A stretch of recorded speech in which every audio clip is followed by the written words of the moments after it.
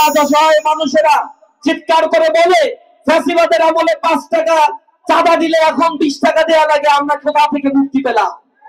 যারা এই চাঁদাবাজি করছেন তাদের বিপরীতে একটি ঐক্যবদ্ধ সুসংঘবদ্ধ বাংলাদেশ গড়ে তোলার জন্য এখন বাংলাদেশের মানুষ চতুর্দিক থেকে ফুঁসে উঠেছে। তারা প্রতীক্ষার ক্ষণ গুনছে, ফেব্রুয়ারি মাস আসলে তাদের সেই কাঙ্ক্ষিত ক্ষণে তারা তাদের রায় ন্যায় আর ইনসাফের পক্ষে দিবে ইনশাআল্লাহ। তারা এদেশের মানুষ জেগে উঠে দাঁড়িয়ে দেবে সন্ত্রাসীদের কোনো আরম্ভে বাংলাদেশ পরিণত হতে পারে।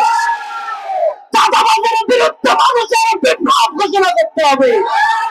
সন্ত্রাসীরা বড় করছে কালো টাকার দৌরাত্ম, বিদেশ থেকে রাশি রাশি অস্ত্র ঢুকিয়ে এদেশের মানুষকে জিম্মি করে তারা আবার ভোট কেন্দ্রকে দখল করে ক্ষমতার পালা বদলে তারা তাদের মতো করে এক সন্ত্রাসের স্বর্গরাজ্যে পরিণত করবে।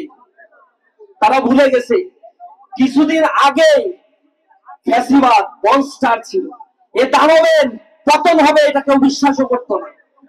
মানুষ ঘরের মধ্যে কি বলতো, পরের দিন দুয়ারের কাছে পুলিশ এসে গিয়ে তাদেরকে ধরে নিয়ে যেত যে মনে মনে এটা তুমি বলছো। রাতে মানুষ স্বপ্ন দেখার স্বাধীনতা হারিয়ে ফেলেছে।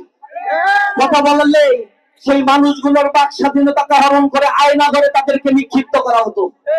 আপনারা দেখেছেন আয়না ঘরের কি বিভৎস কাহিনী মানুষের সামনে উঠে এসেছে।